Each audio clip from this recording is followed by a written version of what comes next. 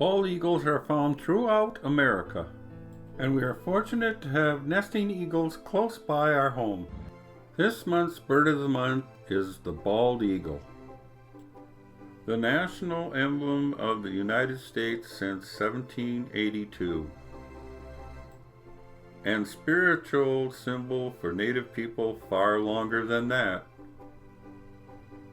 This large bird of prey is actually a sea eagle. This large raptor has long broad wings, a dark brown body, and a white head and tail.